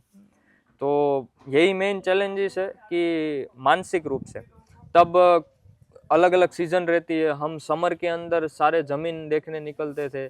एक साइड पढ़ने का प्रेशर होता है कि भाई 3 महीने बाद एग्जाम है, तो जब आप मेंटली स्ट्रांग होते हो और आप यहाँ देख सकते हो कि मुझे ये करना है, तो वो कायनात वो लगाने में आपको आपके पास सारा कुछ आने लगेगा। बस आपको मेंटली देखना है। और स्ट्रगल की अगर मैं आगे बात करूं, तो हमने शुरू किया एक 2 रूम से, फिर ये अपना जो 3 रूम का पूरा गेस्ट रूम, बीच में ऑफिस और ये मेरा रूम, ये बनाया। बाद में अश्वशाला बनाई और सामने जो मेन फैब्रिकेशन का है वो। फिर खेती में भी इतने चैलेंजेस आते हैं। हमने प्रण लिया है कि हम यूरिया डीएपी का उपयोग नहीं करेंगे तो नहीं करेंगे। गौ कृपा अमृतम, जीवामृत और गौमूत्र, इनसे ही खेती करते हैं। तो जो सबसे पहला प्रश्न था कि देसी भारतीय गाय ही क्यों, तो देसी भारतीय गाय इसीलिए क्योंकि उसका जो गोमय और गौमूत्र है वो खेती में भी काम आता है और हम प्योर खाते हैं। आप यूरिया डीएपी वाले गाजर खाओ और हमारे यहाँ जो गाजर उगते हैं वो आप खाओ, आप वो है ना, ऑक्सीटोसिन हो जाएगा, आपको लव हार्मोन हो जाएगा गाजर के साथ। वो ऑर्गेनिक गाजर अलग ही रहते हैं, अलग ही रहता है, उसकी मिठास अलग हाँ सब कुछ ऑर्गेनिक। हम रचका अभी हमने उगाया है, तो वही सबसे मीठा लगता है गायों को, घोड़े को, सभी को। तो यही चैलेंजेस है, मेंटली हारना नहीं है, स्ट्रॉन्ग रहना है। और बाकी आर्थिक रूप से आपकी डेली इनकम होनी चाहिए, क्योंकि गौशाला में आप जितनी गाय रखेंगे डेली मेंटेनेंस लगेगा। तो दोनों रूप से आपको मजबूत होना है। अगर आप दर्शकों को बताना चाहे तो कितनी गाय रखना आइडियल है? आइडियल, अगर आप बहुत ही अमीर है, बहुत ही रईस है अपने फैमिली से, तो आप दोनों गौ माता की सेवा करें। सपोज 10 गौ माता आप रोड से ले आए और 10 गौ माता दूध वाली ले आए, तो दोनों की सेवा होगी। जिनको कोई रोड पे रखने वाला नहीं है उनकी भी सेवा होगी, साथ ही साथ दूध भी मिलेगा। तो आपको अच्छा भी लगेगा कि नहीं भाई कुछ प्रोडक्शन हो रहा है गौशाला में। और आइडियलिटी की बात करें, सपोज मेरे जैसा कोई युवान है, तो वो 2 बड़ी गाय, 1 नंदी और 2 अच्छी नस्ल की बछड़ी से शुरुआत कर सकते हैं। और उसमें दोनों ब्रीड रखे, कांकरेज और गिर, क्योंकि कांकरेज बहुत ही स्वामी भक्त है और गिर शांत है। तो दोनों के अपने अपने लाभ है, अपने अपने फायदे हैं। एक बड़ी गिर गौ माता और एक बड़ी कांकरेज गौ माता, दोनों के एक एक नंदी रखे, अलग सेगमेंट कर दे, तो दोनों फील्ड में आप आगे बढ़ पाएंगे। तो just as a point of curiosity, अगर आपने कहा कि 5 गाय से शुरुआत करें, पर गाय कुछ मेंटेनेंस कॉस्ट रहती पर है? गाय मेंटेनेंस कैलकुलेट किया हो तो पर डे आप अच्छे से अच्छा उसे रखें 150 से 200 रुपए, दैट्स इट, उससे ज्यादा नहीं लेगी। सपोज 5 गाय है तो रोज खाना पीना सब कुछ आ गया, सब कुछ। फिर तो आई थिंक क्वाइट अफोर्डेबल है। मेन जो अपना खर्चा है वो सारा कुछ कंस्ट्रक्शन का ही खर्चा है। अगर आपके घर पे कंस्ट्रक्शन है, व्यवस्था है, तो आप मतलब प्रॉफिट में ही रहेंगे ऐसा। आप पढ़ रहे हैं अभी तो, और आपने गौशाला के लिए इतनी सारी जगहें आपने विजिट की, तो फ्रॉम दोनों पॉइंट ऑफ व्यू में पूछना चाहूँगा, एक यूनिवर्सिटी पॉइंट ऑफ व्यू से, आप जिस भी यूनिवर्सिटी में या कॉलेज में पढ़ रहे हो, उनके थ्रू आप क्या हेल्प एक्सपेक्ट कर पाएंगे, या आप क्या उनसे एक सपोर्ट चाहेंगे, और एक नेशनल लेवल पे या एक गवर्नमेंट लेवल पे आप क्या चेंजेस लाना चाहेंगे कि यूनिवर्सिटी को बच्चों को ये प्रमोट करना चाहिए, या फिर गवर्नमेंट को आयुर्वेद के स्टूडेंट्स को ये प्रमोट करना चाहेंगे? ऐसा कुछ आपके पास सजेशंस हैं? प्रमोट तो करना चाहिए, मेरा तो यही सबसे अंदर जो क्योंकि आपने चैलेंजेस burning- काफ़ी फेस किए हाँ इसलिए। फेस किए। और मुझे फर्स्ट ईयर में तो कोई सहाय नहीं मिली, मैं खुला बोलूँगा, क्योंकि वो मेरी एक व्यथा है अंदर से। मैं जनरली वीडियोस बनाता था बाहर जाके। एक दो टीचर्स थे मेरे, संस्कृत के मैडम थे। मैं ये नहीं कहूँगा कि किसने मुझे सपोर्ट नहीं किया, मैं ये कहूँगा कि किसने मुझे सपोर्ट किया। मेरे संस्कृत के मैडम थे, उषा मैडम, उन्होंने बहुत सपोर्ट किया। अच्छा। कई कबार मेरी अटेंडेंस कम होती थी, मैं वीडियोस बनाने के लिए बाहर रहता था। उसमें क्या है, 9 बजे कॉलेज शुरू होती है। अब मैंने ऑलरेडी 8:30 तक 15 टेक ले चुका होता हूँ, लेकिन फिर भी ऐसा लगता है कि नहीं यार, एक और टेक लेता हूँ और अच्छा वीडियो आएगा, ताकि वायरल जाए, क्योंकि तब फॉलोअर्स 250 थे, सिर्फ 250। तो ये अंदर से एक डिजायर था कि नहीं यार, कुछ ऐसा अच्छा वीडियो आए तो वायरल जाए तो कुछ आगे काम होगा, वरना ये सारा कुछ टाइम कंज्यूमिंग है और एनर्जी भी ले रहा है और कुछ आउटकम नहीं आ रहा है, आउटपुट नहीं आ रहा है। तो जब भी मैं 9:30-10 बज जाते थे, उनका लेक्चर में लेट पहुंचता था, तो वो अंदर आने देते थे, बाकी टीचर्स नहीं आने देते। तो ये सिस्टम आपके को, गुरुओं का भी काफ़ी सपोर्ट। हाँ, मेरे जो आइडल है वो माता पिता, फादर से बहुत ही मोटिवेशन मिलता है, वो लगे रहते हैं। माता जी ने तो नीट से क्या बचपन से ही अच्छा अच्छा खाना खिलाया है, तो उसी से तो आज मजबूत खड़े हैं। दिख रहा है। और बाकी वैद्य पांचा भाई दमानिया, उनको जब देखते हैं तब भी मोटिवेशन मिलता है। और इन सबको देख के ऐसा लगता है यार, शायद गवर्नमेंट भी ऐसी होती। वहाँ से कॉलेज से कई टीचर से सपोर्ट मिलता है, कई टीचर से सपोर्ट नहीं मिलता। तो ये चेंज होना चाहिए। और अंदर के जो बच्चे हैं उनको ये बोलूँगा कि आप बाहर निकलो, हॉस्टल के अंदर मत पड़े रहो। जैसे आप सिस्टम के बाहर निकलोगे तो आपकी विजयी विजयी है, जहाँ पे पाँव रखो वहाँ। काफ़ी आपने डिटेल में हमें एक गौशाला का पूरा रूपरेखा बताया। एक हमारा छोटा सा सेगमेंट है मिथ वर्सेस फैक्ट, कि जो हमारे व्यूअर्स हैं हमको उनसे ही ये क्वेश्चंस मिलते हैं कि क्या ये सही है या गलत है, ट्रू और फॉल्स जिसे हम कहते हैं। तो पहला तो ये है कि गौमूत्र थेरेपी इज अनसाइंटिफिक, मिथ या फैक्ट? 100% मिथ। अच्छा। और गौमूत्र इज 100% साइंटिफिक, ये 100% फैक्ट है। ओके। जर्सी गाय का दूध, और शायद इस पर मैं डिस्कशन भी की, और भारतीय गाय का दूध एक ही है, ये A1 A2 उतना कुछ मैटर नहीं करता? 100,000 टाइम्स मिथ। फर्क पड़ता है, बहुत फर्क पड़ता है। आयुर्वेद ये सजेस्ट करता है कि रॉ मिल्क लेना चाहिए रादर देन पास्चुराइजेशन, जो बाहर का मिल्क है। इस पे काफ़ी चर्चा अभी चल भी रही है सोशल मीडिया पे कि पास्चुराइज मिल्क अच्छा है या बुरा है, और आयुर्वेद कहता है या कच्चा पीना है या पास्चुराइज करके पीना है। ये ओके, इसमें मैं एलोबरेट करूंगा। मिथ फैक्ट को थोड़ी देर साइड में रखेंगे। रॉ मिल्क लेना है, अगर तुरंत दोहन किया हुआ मिल्क है तो आप पी सकते हो, बहुत ही बेस्ट है। अच्छा। लेकिन 15-20 मिनट आधा घंटा पड़ा रहा है फिर आप पीते हो तो उसमें टीबी, ट्यूबरकुलोसिस के बैक्टीरिया डेवलप होते हैं। अच्छा। तो फिर उसको गर्म करके पीना है। लेकिन जब गर्म करते हैं तब जो बेनिफिशियल बैक्टीरिया है वो मर जाते हैं। तो बेस्ट यही है कि आप देसी गौ माता जो भी रखते हैं वहाँ जाओ और डायरेक्ट दोहन के सीधा ग्लास लेके पी लो। अच्छा। और फिर अच्छी एक्सरसाइज करनी है, भले ही गाय का दूध पचने में हल्का हो, लेकिन थोड़ी बहुत एक्सरसाइज रहनी चाहिए। ओके। आयुर्वेद में ये तो शायद हमने डिस्कस भी किया कि गो और दूध जो बताया है वो ऐसा स्पेसिफिक नहीं है कि गाय का लेना है, कोई भी कभी ले सकता है। ये तो मिथी है, क्योंकि ऋषि ने घृत बताया, तो उन्होंने ना एक तंत्र युक्ति आती थी, मुझे अभी नाम याद नहीं आ रहा है, लेकिन बहुत सारी तंत्र युक्ति है। उसमें एक तंत्र युक्ति ऐसी भी थी कि जहाँ पे कुछ ना कहा गया हो लेकिन फिर भी आपको अनुमान लगा के समझ लेना है कि हाँ हमारे ऋषि यही कहना चाहते हैं। तो जहाँ पे उन्होंने दुग्ध शब्द का प्रयोग किया, दुग्ध मानी दूध, तो हमें समझ लेना है कि गौ दुग्ध की बात हो रही है।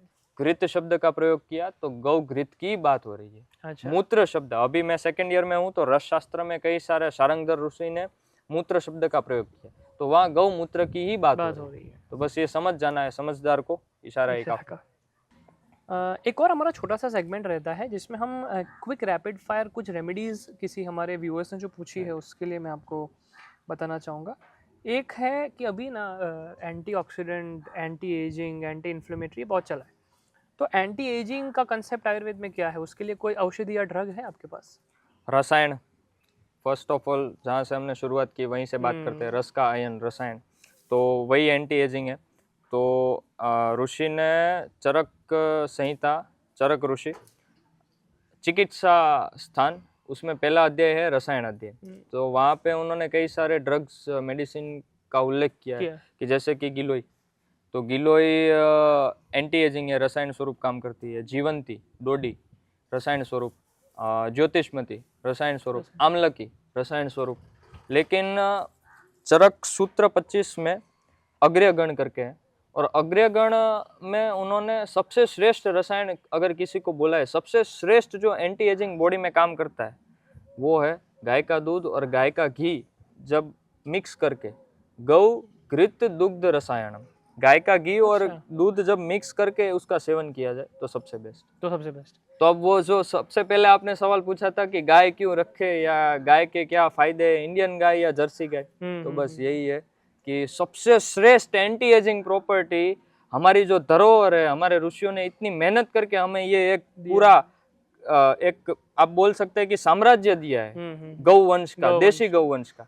तो यही तो लाभ है कि गाय का दूध और गाय का घी, सपोज एक बाउल दूध है उसमें 3 चम्मच गाय का घी आप मिला दे, और वो भी कैसा घी, वो भी मक्खन से बना हुआ घी, दही जमा हुआ और दूध, और वो भी कैसा दूध, जो दूध बछड़े को अच्छी तरह से मिला हो और उसके अंदर हाई ना हो, ऐसा दूध और ऐसा घी आप मिक्स करें, और सुबह या शाम जब भी आप उसका सेवन करें तब जो भी आप मंत्र जाप कर सकते हैं वो मंत्र जाप करें और पिए, सबसे बेस्ट एंटी एजिंग। फिर शायद वो सब बाहर से कुछ लगाने की जरूरत है, बाहर से कुछ लगाने की आवश्यकता नहीं, और किंचित बाहर से भी आपकी स्किन कहीं ना कहीं बिगड़ रही है तो कोई दिक्कत नहीं, युवानी का काल है, कहीं ना कहीं पिंपल्स होते हैं, मुझे भी है, लेकिन आपके शरीर के अंदर सामर्थ्य, ताकत होनी चाहिए, हिम्मत, साहस होना चाहिए, और 16-16 घंटे आप काम कर सके ऐसी इम्यूनिटी होनी चाहिए।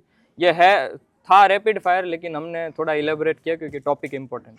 एक्ने, जैसा पिंपल्स की बात की है, तो एक्ने के लिए कोई अच्छा आयुर्वेदिक मेडिसिन? एक्ने के लिए सबसे बेस्ट है अपना गौमूत्र गोबर, जो मुझे अभी टाइम मिलने लगा है तो मैं अप्लाई करना शुरू कर चुका हूँ। अच्छा। और साथ ही साथ आँखों के लिए जो सबसे बेस्ट है वो त्रिफला है, जो एक्ने के लिए भी काम करता है। त्रिफला घी में मिला के आप उसे लगाए, वो भी सबसे बेस्ट, और एलोवेरा वगैरह जो भी लोकल अवेलेबल है। Excessive sneezing, excessive sneezing, okay, सबसे बेस्ट एग्जांपल मैं देता हूँ। मेरे दादा, वो भी गाय से जुड़ा हुआ है। अच्छा। मेरे दादा को अराउंड 25 साल पुरानी स्नीजिंग की प्रॉब्लम थी। कोई सा भी कंबल है उन्होंने उठाया और उसमें से रज उठी, या कोई सा भी कपबोर्ड खोला उसमें से जो पार्टिकल्स उड़े, तो उन्हें 10, 15, 20 कोई लिमिट ही नहीं है, इतनी छींक आने लगती है, स्नीजिंग होने लगता है। पिछले 1 महीने से वो यहाँ गौशाला में, 1 महीने से वो गौशाला पे है, और मैंने नहीं सुना है कि उन्हें कहीं पर भी एक बार भी स्नीजिंग हुआ है। अब वो यही बोल रहे हैं कि जब से मैं गायों के बीच में हूँ तब से मुझे ये स्नीजिंग का प्रॉब्लम लगभग 0% हो गया, और मैंने भी उन्हें नहीं देखा। मैं बचपन से उनके साथ रह रहा हूँ, मुझे पता है कि उनको कितनी स्नीजिंग आती थी, और 1 महीने से मैंने देखा ही नहीं कि उनके चेहरे पे कहीं पर छींक है या वो प्रॉब्लम में है। वाह। माइग्रेन के लिए कुछ?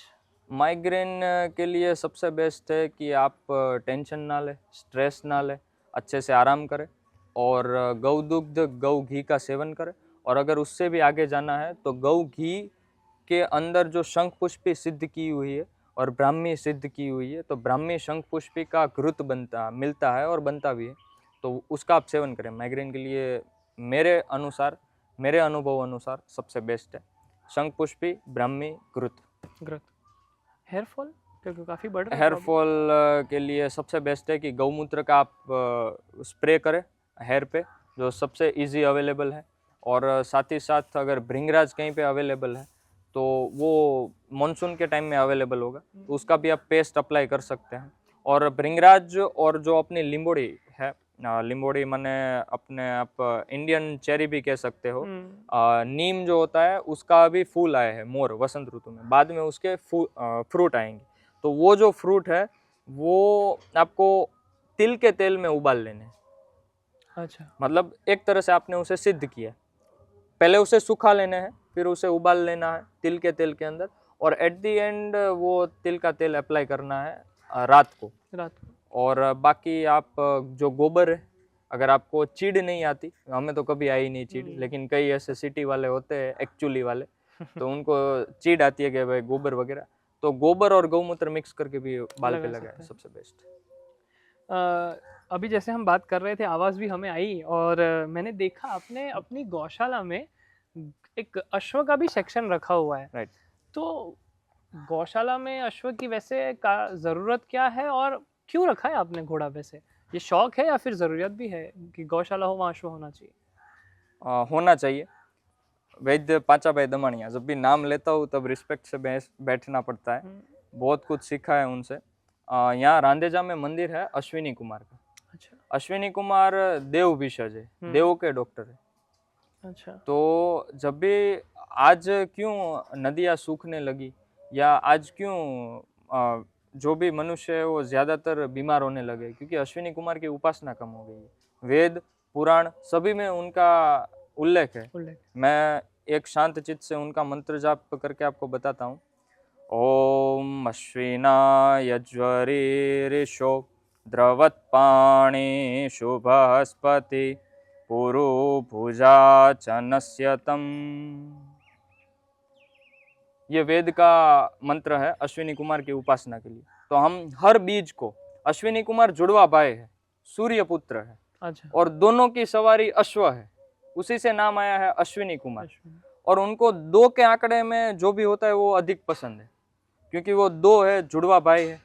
तो 2 के आंकड़े में है बीज, हर अमास के बाद प्रथम एकम आती है और बाद में बीज आती है। तो वो बीज के दिन रांदेजाम यज्ञ करते हैं, और यज्ञ में जब भी हम उनका साक्षात मूर्ति दर्शन तो करते ही है, लेकिन जब दमनिया सर ने उनकी जो प्रतिमा है वो बनाई है फोटो में, तो वहाँ राइट साइड गौ माता है और लेफ्ट साइड घोड़े है। अच्छा। तो दोनों उनको इतने प्रिय है। और अब तो ऐसा भी है कि जब से मेरे पास अश्व आए तब अब कल ही यज्ञ है, कल यज्ञ है, तो कल हम जाएंगे उधर, और तब मैं अश्व भी ले जाऊंगा। वहाँ गायें तो है ही और अश्व, तो इसलिए गौशाला में 1-2 अश्व हो तो अच्छा है। और बाकी ऐड करूँ तो अश्व स्फूर्ति का प्रतीक है, अश्व ऊर्जा का प्रतीक है। पहले अश्व की पांखें होती थी और स्वर्ग के अश्व उड़ते थे, उड़ने वाले और पवन की गति से दौड़ने वाले अश्व थे। जब से वो पृथ्वीलोक पे आए तब भगवान ने उनकी पांखें काट ली। और ऐसा भी कहा जाता है कि अश्व का हृदय भी भगवान ने ले लिया है, उसका कलेजा वो उसके मालिक के पास रहता है। मतलब अश्व आप ऐसे ताली मारो फटाक से डर जाता है। और एक और भगवान ने जब पृथ्वी पे आए 3 चीजें उनसे ले ली थी, एक तो पांखें, एक उनका कलेजा जो उनके मालिक के पास रहता है, इसलिए अश्व का एक ही मालिक रहता है।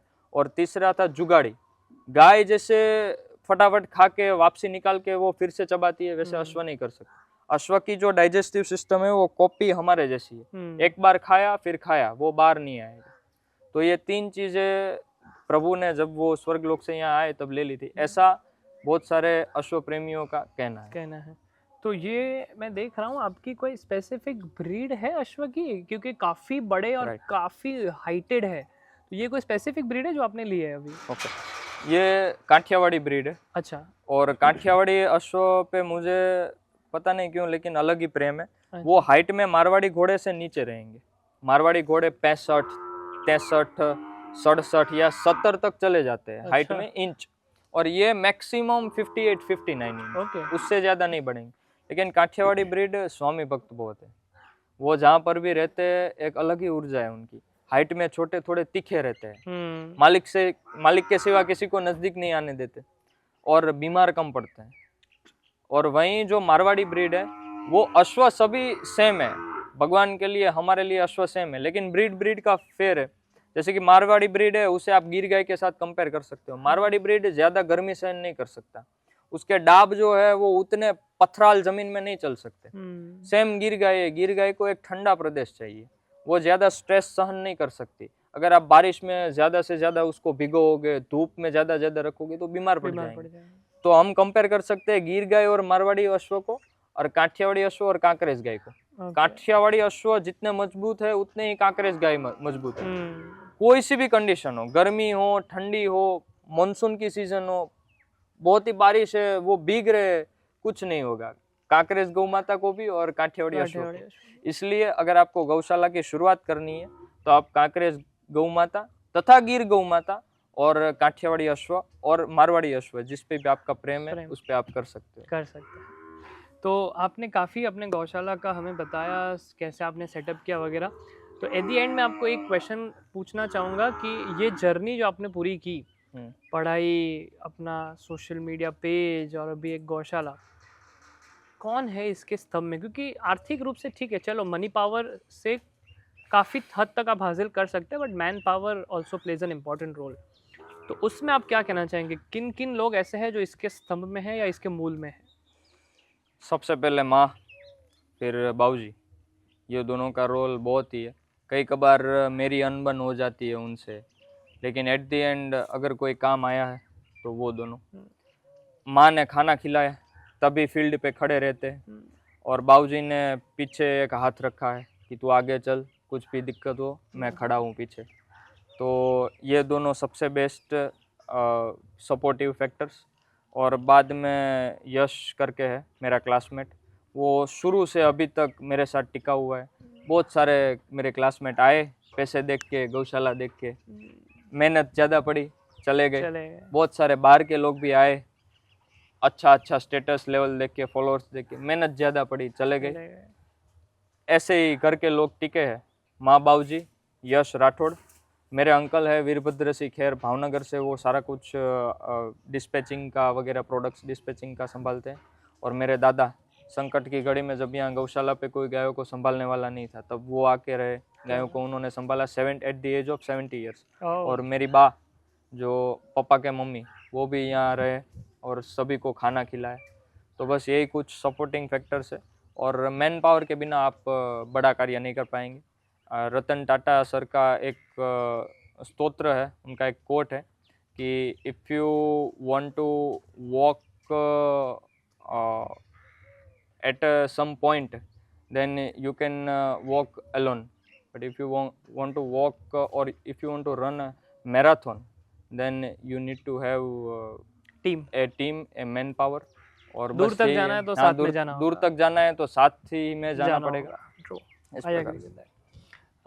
थैंक यू सो मच आपके ये पूरा जर्नी और इनसाइट्स हमारे साथ शेयर करने के लिए। एंड हम इसे बहुत बड़ा होते हुए देख रहे हैं, क्योंकि जब आप बोल रहे थे तब हम आपके मुंह पे वो चमक देख रहे थे कि आपने जो स्ट्रगल किया वो रिफ्लेक्ट हो रही थी आपके फेस के ऊपर।